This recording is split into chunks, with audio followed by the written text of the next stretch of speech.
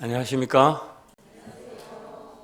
예, 저도 아까 방금 특성부른 정규형제가 했는 것처럼 저한테 집중하지 마시고 스크린 어디 이렇게 비출 때 있으면 비춰가지고 좀 집중을 해주셨으면 좋겠는데 저한테 집중하지 마시고 오늘 이 전해지는 이 메시지 말씀에 집중해 주셨으면 좋겠습니다. 특송은 두 명이 한 것 같은데 제게는 한 명 목소리밖에 들리지 않았던 것은 사실인지 아닌지 집에 가서 한번 영상을 돌려서 한번 볼 수 있도록 하겠습니다. 2020년 새로운 한 해가 시작되었습니다. 다양한 것들이 많이 바뀌었는데 우리 교회에서도 하나가 바뀐 게 있죠. 부서가 바뀌었죠. 그렇죠? 저희 부서도 바뀌었습니다. 제가 작년까지는 새벽 이슬이라는 이름으로 같이 부서 모임을 했었는데 이제 나이가 많다고 죄송합니다. 형님 많이 계시는데 나이가 많다고 40대로 올라가라고 해서 새로운 부서를 이제 올라가게 됐습니다. 그래서 새로운 부서 모임을 했습니다. 지난주에 처음으로 이 새로운 부서 모임을 했는데 부서를 새롭게 하다 보니까 이제 결정해야 될 것들이 있습니다. 언제 부서를 해야 되는가? 제일 중요한 게 이제 부서 이름이죠. 그래서 우리 부서는 이제 모였는데 부서 이름을 무엇을 할까 이렇게 고민을 했었습니다. 그래서 40 하면 생각나는 게 뭘까 이 고민을 했었죠. 그래서 40 하면은 불옥이라고 부르잖아요. 그렇죠? 어떠한 유혹에도 굴하지 않는 불옥. 그럼 우리 불옥 부서로 할까? 그럼 성도님들이 저희 부서 불옥 부서 나오세요 하면 이미지가 고집불통 같은 그런 아무리 말해도 저 부서는 듣지 않는다 이런 이미지가 될까봐 이 불옥 부서는 아니다. 잘 포장해보자 해가지고 어떻게 포장할지 고민하다가 다니엘이라는 부서로 했습니다. 왜 다니엘이라고 했는가 하면 다른 이방 땅에 잡혀가서 그 뜻을 굽히지 않고 하나님을 섬겼던 그 다니엘과 세 친구가 기억이 났습니다. 저희 부서가 지금 네 가정과 한 자매님에서 이렇게 이렇게 네 가정 한 자매님이 이렇게 모이는데 어떻게 보면 숫자도 좀 비슷하게 맞아 들어가잖아요. 그렇죠? 다니엘과 세 친구 넷이고 이렇게 하면은 이렇게 해서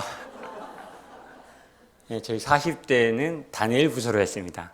그래서 올 한 해 저희 부서가 잘 모일 수 있도록 그리고 새롭게 편성된 부서들이 잘 모일 수 있도록 이렇게 기도하는 가운데 좋은 교제들을 나누었으면 좋겠습니다. 지난주에 우리는 마가복음 1장 14절부터 20절을 통해서 주님께서 하신 일이라는 주제로 말씀을 들었습니다. 다들 기억하시겠습니다. 주님께서는 첫 번째 일로 복음 증거하시는 일을 하셨고 두 번째 일로는 복음을 전할 일꾼을 만드시는 일을 하셨습니다. 이것이 우리 교회가 해야 될 사명이라고 지난주 말씀을 통해서 우리가 배우게 되었습니다. 오늘은 주님께서 전하신 복음이라는 이 제목을 가지고 영생을 얻기 위한 선택이라는 주제로 함께 교제를 나누고자 합니다. 다 같이 마태복음 19장 16절부터 22절을 찾아서 함께 읽어보도록 하겠습니다.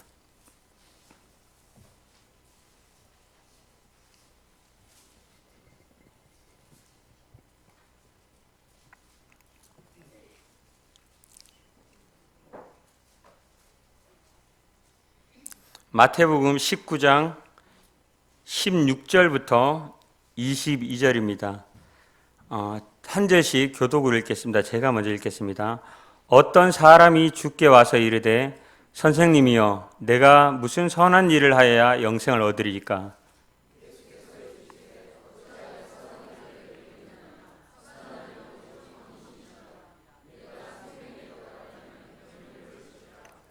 이르되 어느 계명이오니이까? 예수께서 이르시되 살인하지 말라, 간음하지 말라, 도둑질하지 말라, 거짓 증언하지 말라.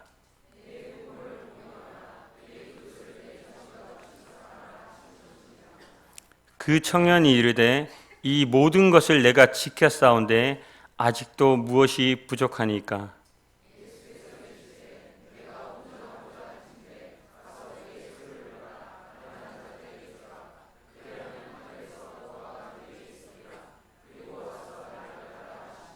이십이 절 같이 읽겠습니다. 시작. 그 청년이 재물이 많음으로 이 말씀을 듣고 근심하며 가니라. 아까 사회자 형제님께서 얘기하셨는데 오늘은 예수님과 이 부자 청년의 대화입니다. 모든 사람에게 교회에 오랫동안 다닌 분들은 이 대화가 익숙할 것입니다. 많이 잘 알려진 말씀인데 오늘 이 대화에서 예수님께서 이 청년에게 무엇을 말씀하셨는지를 집중해서 귀 기울여서 우리 한번 이 대화 속으로 한번 들어가 봤으면 좋겠습니다. 우리 예수님께서는 복음을 많은 이들에게 전하셨는데 그들 각각의 상황과 처지에 맞게 눈높이에 맞게 복음을 전하셨습니다. 이 장면도 예수님께서 복음을 전하신 그 장면 가운데 하나입니다. 그리고 이 장면은 마가복음과 누가복음에도 동일하게 병행해서 기록되어 있는 말씀이기도 합니다. 이 말씀의 제목을 굳이 붙이자면은 이 챕터 위에 보면은 파란색 글이나 이렇게 다른 글씨로 되어 있는데 재물이 많은 청년이라는 이 제목을 가지고 많이 알려진 말씀입니다. 간단한 줄거리는 이렇습니다. 한 문장으로 얘기하면 재물이 많은 한 청년이 주님께 와서 영생을 얻는 것에 대해서 질문을 했고 주님은 내 소유를 팔아서 나눠주라고 대답하셨고 이 청년은 근심하며 돌아갔습니다. 이것이 방금 읽은 16절부터 22절의 줄거리 내용입니다. 주님께서는 이 영생을 구하러 온 이 사람에게 어떻게 복음을 전하셨습니까? 한번 이 이야기 속으로 들어가 보도록 하겠습니다. 16절입니다. 어떤 사람이 주께 와서 이르되, 여기에 어떤 사람이 주께 나와왔습니다. 여기 제목에는 아까 재물이 많은 청년이라고 했지만 실질적으로 이 어떤 사람이 재물이 많다는 사실은 뒷부분의 말씀을 통해서 이 사람에 대한 정보가 나오는데 거기서 우리가 알 수 있습니다. 우리가 20절을 통해서 보면은 그 청년이 이르되라고 해서 어떤 사람이 청년이었다는 사실을 알 수가 있습니다. 그리고 22절에 보면 그 청년이 재물이 많음으로 이 청년이 가진 것이 많은 부자였다는 사실도 우리가 알 수 있습니다. 그리고 여기에는 나오진 않지만 병행서여인 누가복음 18장 18절에 보면 이 청년이 나왔는 이 청년에 대해서 회당의 관원이었다는 사실까지 알 수 있습니다. 그러면 우리가 방금 이 알은 청년이고 부자였고 회당의 관원이었다는 이 세 가지 사실을 종합적으로 봤을 때, 그리고 이때 당시에 이 회당의 관원이었고 이 어린 나이에 부자가 될 수 있었다는 이 사실을 종합적으로 봤을 때 이 사람은 어떤 사람이었는가 하면 그는 경건하고 정직했으며 부유한 사람이었고 다른 사람들에게 존경까지도 받고 있는 그런 영향력 있는 사람이었다는 사실을 우리가 종합적으로 봤을 때 알 수 있습니다. 그런데 이 모든 것을 다 가진 것처럼 보이는, 이 젊고 정말 전도 유망하고 이 사람들의 부러움을 받을 만한 이 모든 것을 다 가진 것처럼 보이는 이 사람에게 없는 것이 한 가지가 있었습니다. 그것이 무엇이었을까요? 그것 때문에 이 사람이 예수님께 나와왔습니다. 그가 무엇이 없었는지는 이 사람이 한 질문을 통해서 알 수가 있습니다. 이 사람에게 무엇이 없었을까요? 영생이 없었습니다. 그는 아까 회당의 관리였죠. 바리새인으로서 이 성경에 대해서 알고 있었던 사람이었습니다. 그런데 그런 그에게 영생에 대한 확신이 없었습니다. 청년은 자기가 가지고 있었던 이 종교적인 명예와 그리고 자기가 가지고 있던 이 부가 자기가 없었던 이 영혼에 대한 확신을 채워줄 수가 없었던 것입니다. 아무런 안식을 주지 못했고 이 영생에 대한 확신을 주지 못했기 때문에 마음 한편으로는 뭔가 부족한 것이 있었습니다. 그런 이 청년의 고무적인 사실은 그런 자신에 대해서 알고 있었다는 사실입니다. 당시 많은 바리새인들은 이러한 자신의 상태를 알지 못했습니다. 자기가 죄인이라는 사실을 깨닫지 못했죠. 그런데 이 청년은 이러한 사실을 깨달았습니다. 이러한 사실을 깨닫지 못한 사람들은 예수님을 찾지 않았습니다. 그런데 이 청년은 그 사실을 알고 있었기 때문에 예수님을 찾아왔던 것입니다. 그래서 이 청년이 예수님께 나와와서 이런 질문을 했습니다. 선생님이요, 내가 무슨 선한 일을 하여야 영생을 얻으리이까? 뜬금없지 않습니까? 갑자기 막 달려 나와서 선생님, 제가 무슨 선한 일을 하여야 영생을 얻으리이까? 이런 질문을 했다는 자체가 어떻게 보면 뜬금없을 수도 있습니다. 그런데 왜 이 청년이 이런 뜬금없는 이런 질문을 나와서 예수님께 했을까요? 마가복음을 통해서는 우리는 그가 예수님께 달려왔다는 사실을 알 수가 있습니다. 그리고 그가 다른 사람들의 눈을 피해서 나온 것이 아니라 대낮에 사람들이, 군중들이 예수님을 둘러싸고 있는 그 사이를 뚫고 예수님께 나와왔다는 사실도 알 수 있습니다. 그리고 자기의 모든 것을 다 내려놓고 다른 사람들이 보는 눈을 다 의식하지 않고 예수님께 나와와서 꿇어서 예수님께 이 질문을 했다는 사실을 우리는 마가복음을 통해서 알 수 있습니다. 어떤 마음이었을까요? 절박했습니다. 무엇에 대해서 절박했을까요? 이 영생에 대한 마음이 간절했던 것입니다. 자기가 가지고 있는 이 모든 것을 다른 사람들이 이목을 집중하지 않고 이 대낮에 예수님께 나와서 무릎을 꿇고 어떻게 해야 내가 영생을 얻으리까? 라고 이렇게 질문했던 이 간절한 마음, 이것이 청년의 마음이었습니다. 그는 자기가 가지고 있는 어떤 것도 영생에 관한 이 확신을 줄 수 없었기 때문에 이 영생이 너무나도 간절했던 것입니다. 세상 사람들이 봤을 때 다 가진 사람들이었습니다. 그러나 이 청년은 자신이 그것을 가지지 못했다는 것을 깨닫고 있었기 때문에 다른 사람의 이목다에는 개의치 않았다는 것입니다. 그래서 예수님 앞에 무릎 꿇고 이 영생에 관한 간절한 질문을 했습니다. 어떻게 하여야 내가 영생을 얻겠습니까? 라고 질문을 했습니다. 그런데 이 뒤에 보면 이 청년이 예수님께서 이 청년에게 네가 율법을 다 지켜야 된다고 이야기했을 때 이 청년이 어처구니 없는 대답을 하죠. 율법을 제가 다 지켰다라고 얘기하죠. 저도 제일 처음에 이 말씀을 들었을 때, 처음에 이제 이 말씀에 대해서 이렇게 깊이 있게 묵상하지 못하고 연구하지 못했을 때는 청년이 참 교만하다라고 생각했습니다. 어떻게 자기가 다 율법을 지켰다고 얘기할 수 있지? 이런 생각을 했었습니다. 그런데 이 말씀을 보다 보니까 이 청년이 어떠한 배경에서 자랐는지를 보니까 이 청년이 왜 그렇게 얘기했는지 이해할 수 있었습니다. 아까 이야기했죠. 이 청년은 누구였습니까? 어렸을 때부터 이 젊은 전도 유명한 이 바리새인의 교육 과정을 거쳐온 사람이었습니다. 그리고 젊은 어린 나이에 이 회당의 관리가 되었던 사람이었습니다. 그가 받아온 이 바리새인의 교육은 어떤 것이었습니까? 율법적인 것들이었습니다. 그래서 이 청년은 자기가 이 율법 안에서 살아왔기 때문에 자기는 당연하게 이것을 다 지켜왔다라고 생각했습니다. 착각하고 있었던 거죠.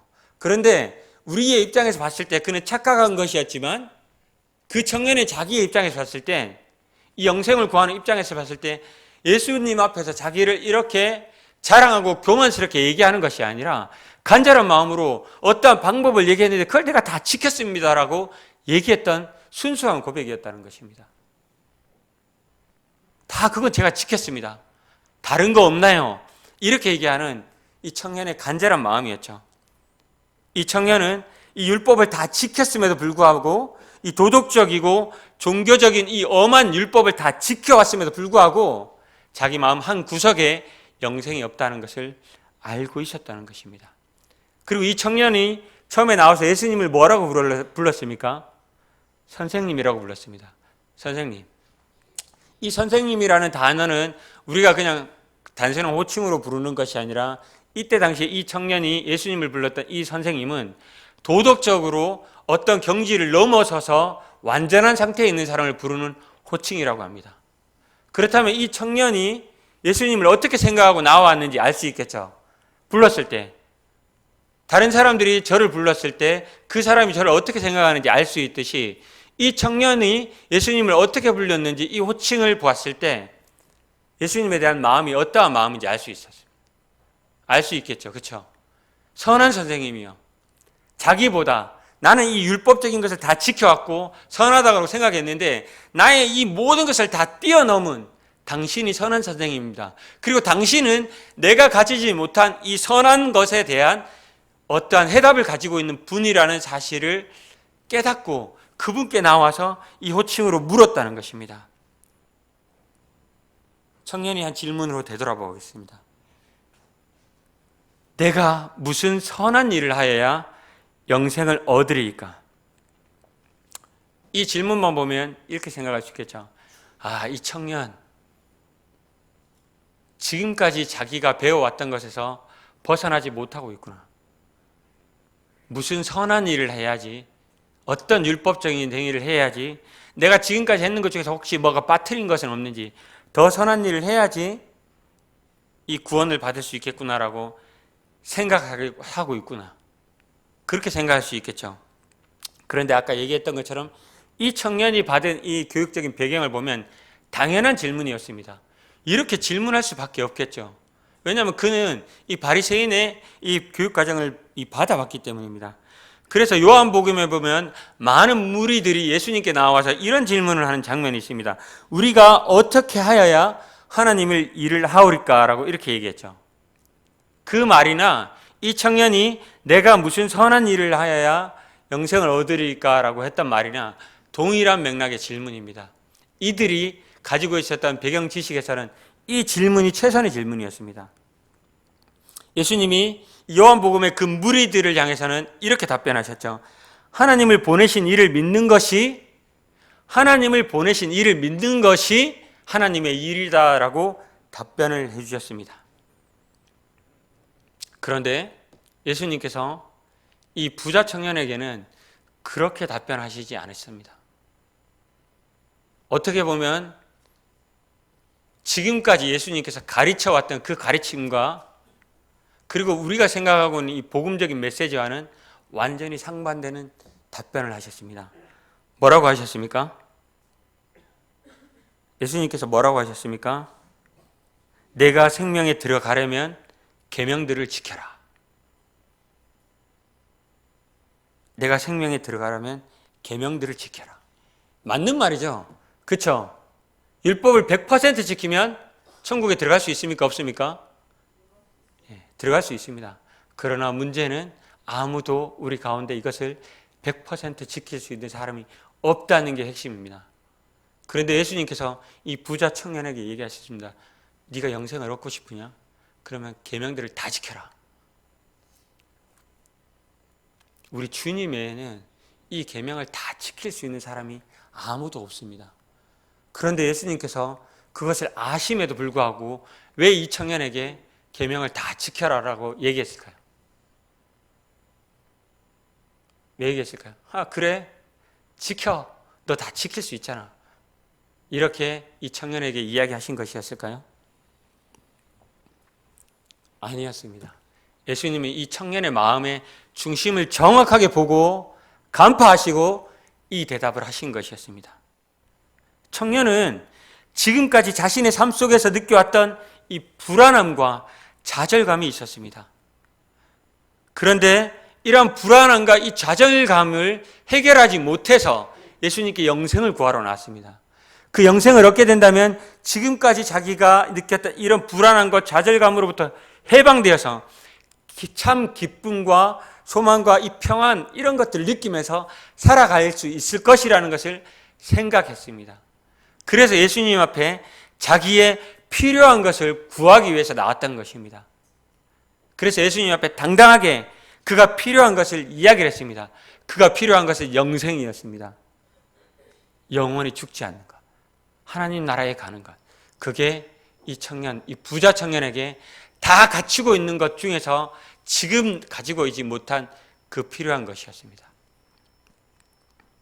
이 청년은 자기가 필요한 것을 가지고 예수님 앞에 나와서 그것을 구했는 것입니다.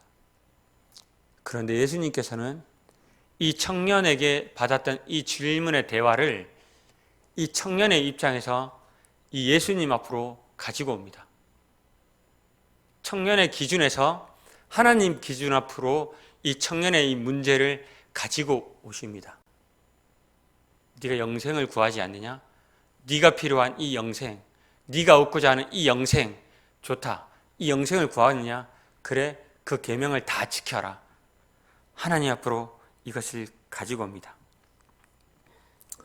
그리고 와서 이 영생을 얻기 위하면 이것을 다 지켜라고 이야기를 합니다. 율법을 통해서 우리가 깨닫게 되는 사실이 있습니다. 그것이 무엇입니까? 우리가 얼마나 죄인이라는 사실입니다. 이 청년이 정말 이 율법이 이 다 지켜라고 말씀했던 이 예수님의 말씀을 들었다면, 정상적인 청년이었다면, 아니죠. 정상적이라는 표현은 아니지만 이 자신이 얼마나 죄인이라는 사실을 깨달았다면 이 청년은 이 율법 앞에서 다 지키라고 했던 이 예수님 말씀 앞에서 회개의 눈물을 흘렸을 것입니다. 그런데 이 청년은 그러한 부족한 것을 깨닫게 하시라는 이 예수님의 질문에 그것을 무시하고 거부했습니다. 그리고 자신이 죄인이라는 사실을 전혀 인정하지 않았습니다. 이 예수님께서 전한 이 복음의 핵심은 이 죄의 실상과 심각성을 깨닫게 하는 것이었습니다.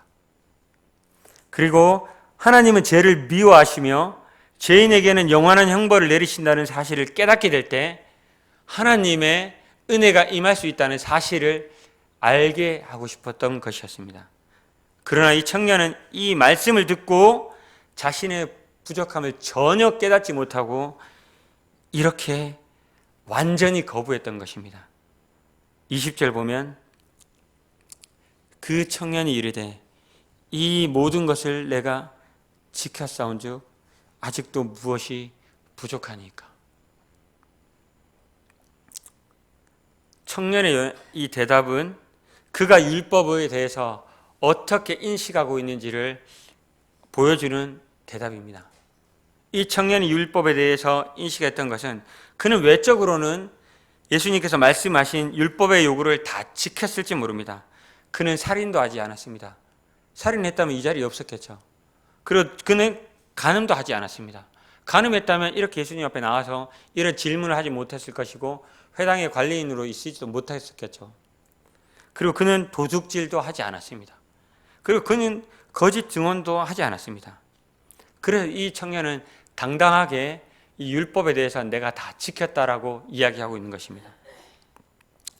그러나 이 우리 예수님의 가르침은 처음부터 강조하신 것은 이 외적인 것을 다 지켰다고 하는 것은 어느 누구도 하나님의 이 기준에 부합되지 못한다고 가르치셨습니다. 그래서 이 바리새인들은 이 율법을 외적으로 지키는데 익숙한 사람들이었기 때문에 이 예수님께서는 그들의 이 외식하는 모습을 경멸하셨습니다. 이 외식하는 자들아, 이 회칠한 무덤 같은 것, 그들의 마음을 그렇게 표현하셨습니다. 왜냐하면 그들은 이 모든 것을 다 지켰다고 하면서 속으로는 이 율법을 다 지켰다고 얘기하는 그들의 겉모습과 다르게 속으로는 온갖 불법과 악행들을 저질렀습니다. 그리고 이 율법을 세분화해서 자기들이 원하는 방법으로 지키려고는 했지만 이 내막적으로 들어가 보면 정말로 더럽고 추악할 정도로 이 율법을 벗어난 행동들을 했었습니다. 그럼에도 불구하고 그들은 겉으로 드러난 자기의 모습을 이야기를 하면서 사람들 앞에서 자기의 의로움을 얘기했던 것입니다. 그러나 예수님은 그들의 마음을 아셨고 너희들은 천국에 갈 수 없는 자들이라고 얘기하셨습니다. 이 청년도 마찬가지로 예수님의 가르침을 이해하지 못했습니다.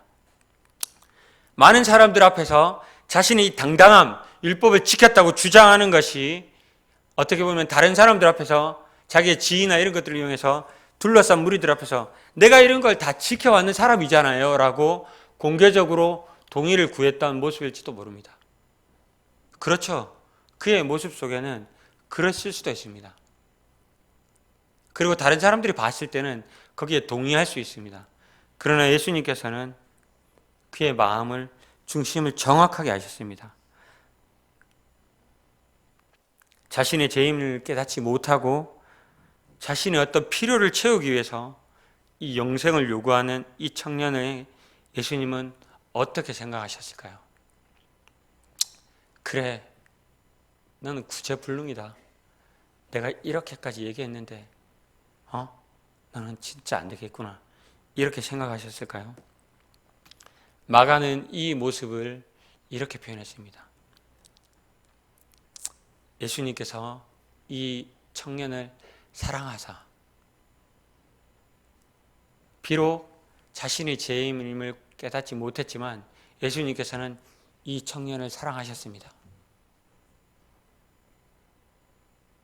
이 죄인이었을 때 우리의 모습을 사랑하셨던 예수님의 마음을 알 수 있습니다. 예수님은 이 청년을 사랑하셨습니다. 그리고 이 청년을 긍휼히 바라보셨습니다. 예수님은 이 청년이 비록 율법에 익숙했었고 자신의 상태를 모르고 있었지만 이 영혼에 대한 이 갈망하는 마음이 진실했다는 그 사실을 알고 계셨습니다. 그래서 그 청년에게 이 영혼을 깨달을 수 있는 예수님께서 해결책과도 같은 것을 제시하셨습니다. 그가 영혼을 얻을 수 있는 방법, 지금 영혼을 왜 얻지 못했는지 그것을 깨닫게 하기 위해서 예수님께서 이 말씀을, 시험과도 같은 이 말씀을 이 청년에게 하셨습니다. 21절 같이 한번 읽어보겠습니다. 예수께서 이르시되, 시작. 예수께서 이르시되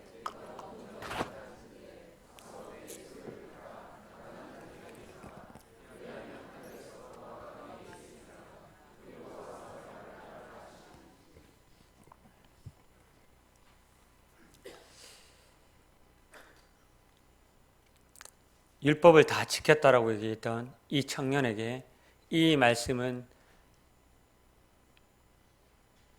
몇만 톤의 무게를 가진 해머로 머리를 찍는 것과 같은 그런 충격적인 말씀이었을지도 모릅니다.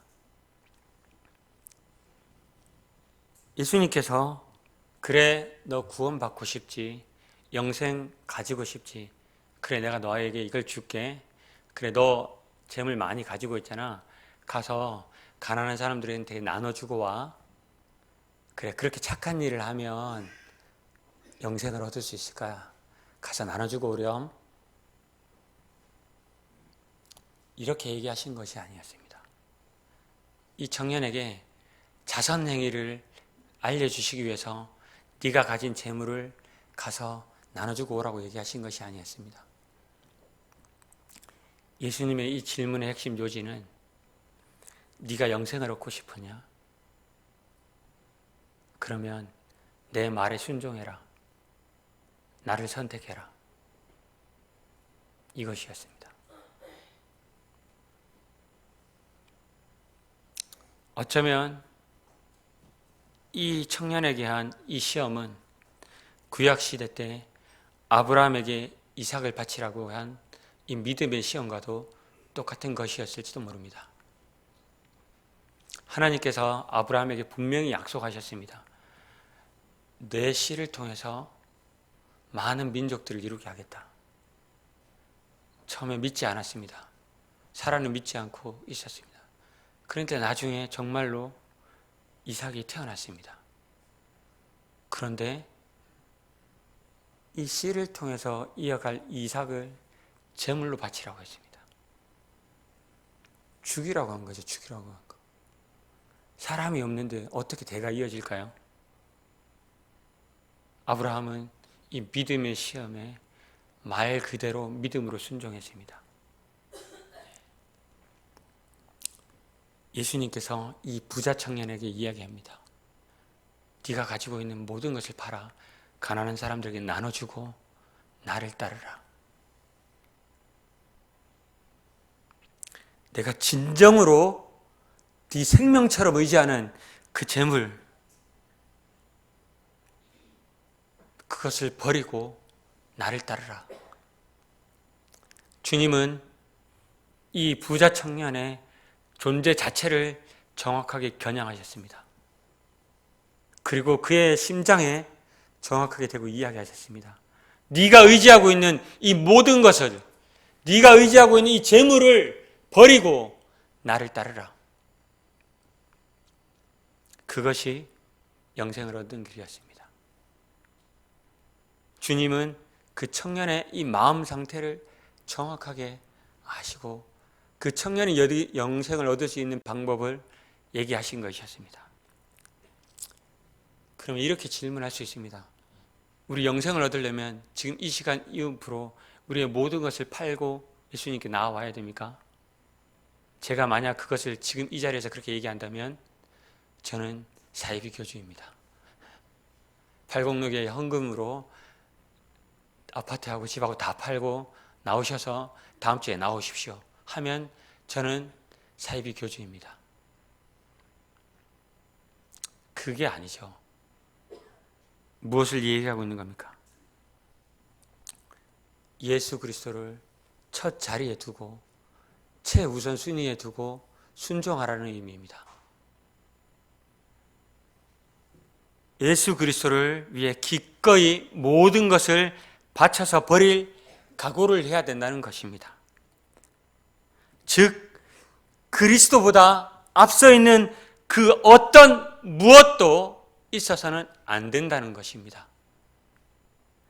진정한 믿음을 가진 사람이라면 이 예수 그리스도의 요구에 기꺼이 자기의 모든 것을 포기하고 믿음으로 순종하고 나아가는 사람입니다. 예수님은 이 청년의 약점, 이 탐심과 자기가 깨닫지 못하고 있던 이 탐심과 이 물질주의, 내가 가지고 있는 물질이면 모든 것이 다 된다고 했던, 자기도 모르고 있었던 이 마음속 깊이 재물을 의지하는 이 마음을 정확하게 찌르면서 그것에 대해서 이야기하고 계시는 것이었습니다. 그는 가난한 사람들에게 무관심했습니다. 그리고 자기의 소유를 사랑했습니다. 율법을 다 지켰다는 그의 말은 거짓이었습니다.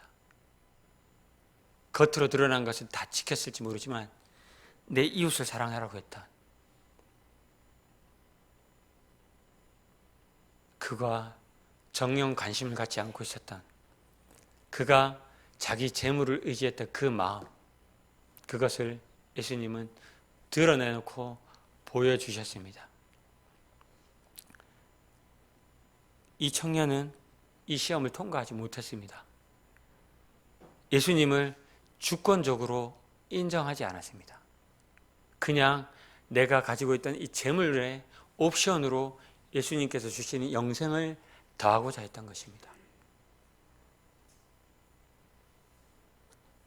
22절에 이 청년은 재물이 많음으로 이 말씀을 듣고 근심하여 가니라 라고 기록하고 있습니다. 그에게는 이 재물이 더 중요했습니다. 그래서 이 재물을 포기하고는 예수님께 갈 수가 없었습니다. 흥미로운 것은 그가 근심했다는 겁니다. 그가 고민하고 근심하면서 갔다는 겁니다. 어떤 마음이었을까요? 정말로 영생을 얻고 싶은데 정말로 재물은 놓치고 싶지 않고 갈등 속에 있었겠죠. 정말로 진짜 영생을 얻고 싶어서 내가 가진 모든 것을 다 진짜 내려놓고 영생을 줄 수 있을 것이라는 예수님 앞에 대낮에 나와서 무릎 꿇고 어떻게 해야지 내가 영생을 얻으리까 얘기했는데, 그래 그러면 너 가서 이렇게 하고 이렇게 해서 다시 오면은 그때 너에게 영생이 있을까? 이렇게 얘기해 주면은 예수님 감사합니다 가서 하고 왔을 텐데, 진짜 내가 놓치고 싶지 않고 드러내고 싶지 않은 그 재물을 다 팔고 와서 나를 따르라고 하니까 근심 되겠습니까? 안 근심 되겠습니까? 근심 되죠. 어떡합니까? 이 청년이 어떻게 했는지는 그냥 갔다라고만 기록하고 있지 어떻게 했는지는 성경에 기록하고 있지 않습니다. 그러나 이 청년은 정말 근심하고 돌아갔습니다. 이 청년의 이 반응은 누가복음 19장에 나오는 삭개오의 반응과는 정말 정확하게 반대입니다. 삭개오는 어떻게 했습니까? 예수님을 만났습니다. 예수님을 만나고 자기 죄를 깊이 반성하고 어떻게 했습니까? 그냥 자기가 가진 재물을 다 팔아서 자기가 이때까지 징수했던 것에 몇 배를 갚겠다라고 예수님께 이야기를 했습니다. 삭개오는 자기 죄를 깨달았을 때, 내가 얼마나 죄인이라는 사실을 깨달았을 때 이것이 무가치한 것이었습니다. 그리고 자기가 한 이 대가에 대해서, 자기가 한 이 죄에 대해서 어떻게 하든지 하나님 앞에 회개하기를 원했습니다. 그래서 그는 그것을 다시 내어놓았습니다. 그런데 이 부자 청년은 그렇게 하질 못했습니다. 그래서 결국은 이 부자 청년은 자신이 그토록 간절히 원했던 영생을 얻지 못했습니다. 예수님께서는 이 복음을 전하셨습니다. 자신이 죄인임을 깨닫고 고백하고 자기를 버리고 어떠한 값을 치르더라도 나를 믿고 따라오라. 그러면 내가 너를 다 책임지겠다. 이것이 예수님께서 이 부자 청년에게 전한 복음이었습니다. 제가 이 말씀을 공부를 하다가, 연구를 하다가 예수님께서 전한 복음에 대해서 깊이 있게는 아니지만 다른 복음들을 몇 가지를 살펴봤습니다. 그런데 놀랍게도 예수님께서는 회개하지 않는 자에게 복음을 전하신 일이 없습니다. 그냥 그래 너 이렇게 죄 짓고 있지, 그래 그냥 와, 이렇게 하신 것이 없습니다. 다 회개하고 다 나를 따르거나 전적으로 주님을 따르라고 했습니다. 지난주에 말씀에서 제자들을 부르실 때 이야기를 하시죠. 너희는 이걸 버리고 나를 따르라고 했을 때 제자들이 그물을 버려두고 예수님을 따라갔다라고 했습니다. 그것은 누군가에게 단순히 교회에 열심히 나오고자 하는 사람들에게 이야기한 것이 아니라 영생을 얻고자 하는 모든 사람들에게 이야기한 중요한 메시지입니다. 예수님께서는 그 복음을 이 부자 청년에게 전했던 것입니다. 사랑하는 성도님들, 저는 이 말씀을 준비하면서 주님께서 이 부자 청년에게 하셨던 이 질문 앞에 제 자신을 세워놓았습니다. 친구가, 너는 모든 것을 다 버리고 나를 따르고 있느냐? 친구가, 너는 모든 것을 버리고 나를 따르고 있느냐?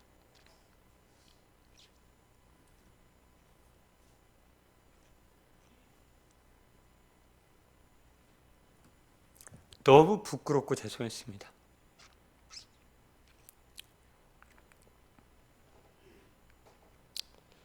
일하면서 이 말씀을 준비하는데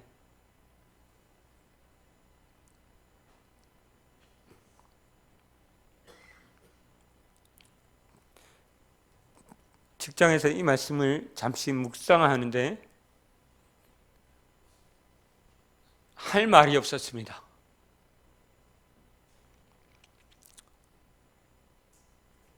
주님, 죄송합니다. 주님, 죄송합니다. 얼마나 죄송하다고 얘기했는지 모릅니다.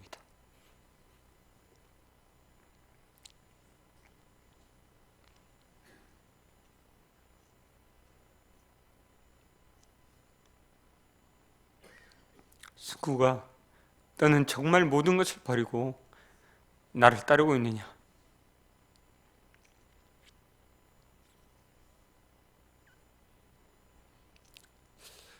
성도님들, 제가 제게 했던 이 질문을 여기 계신 성도님들에게 다시 말씀드리고 싶습니다. 그리고 이 질문 앞에 같이 서기를 원합니다.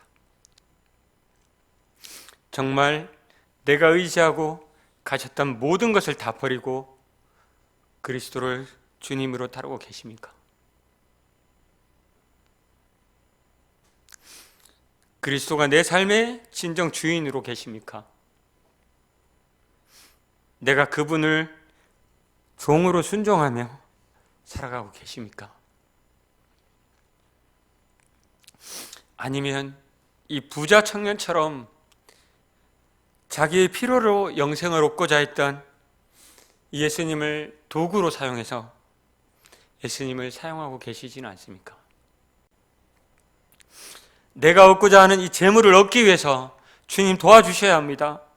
내가 사랑하는 이 가정을 지키기 위해서 주님 도와주셔야 합니다. 내가 오르고자 하는 이 지위에 오르기 위해서 주님 도와주셔야 합니다. 내가 잘못한 게 진짜 많은데 정말 죄책감으로 시달리고 있습니다. 주님, 이 죄책감을 해결하기 위해서 주님 도와주셔야 합니다. 주님, 그러한 도구이십니까? 주님, 어디에 계십니까? 주님께서 성도님들의 어디에 계십니까? 한 손에 재물과 내가 의지하는 모든 것을 들고, 한 손에 주님 들고 필요할 때마다 주님 나오세요. 재물 쓸게요.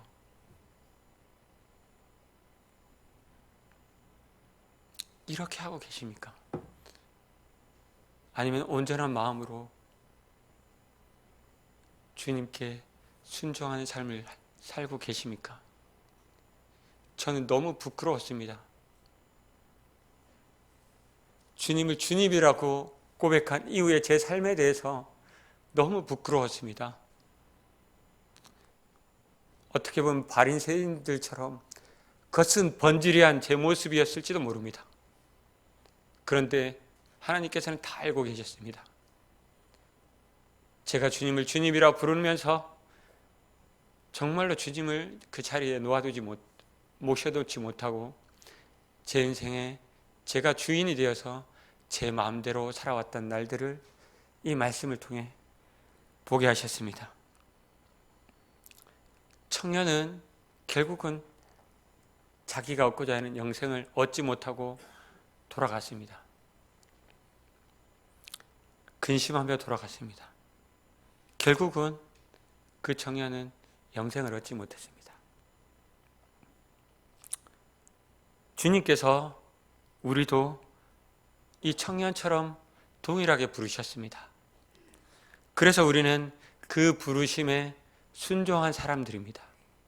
그래서 우리는 그 순종했기 때문에 하나님을 아바 아버지라 부르고 이 떡과 잔에 참여하고 예배를 드릴 수 있는 자리에 와 있습니다. 그런 자격이 아니라 정직하게 저와 우리 성도님들의 마음에 한번 물어보고 싶습니다. 그리고 되돌아보시기를 말씀드리고 싶습니다. 부르심 이후에 지난 날들을 정직하게 한번 되돌아보시길 바랍니다. 이제 내가 주님 안에서 어떻게 살 것인가를 결단하시기 바랍니다.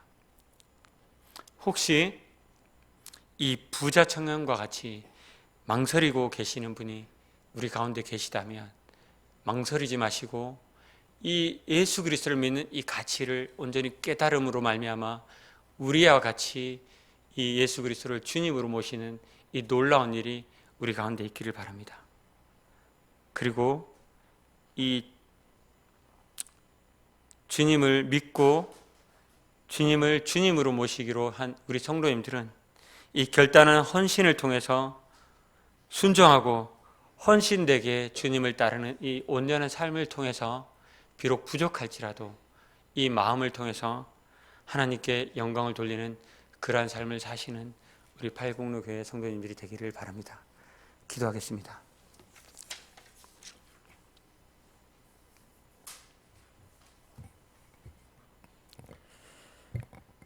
주님,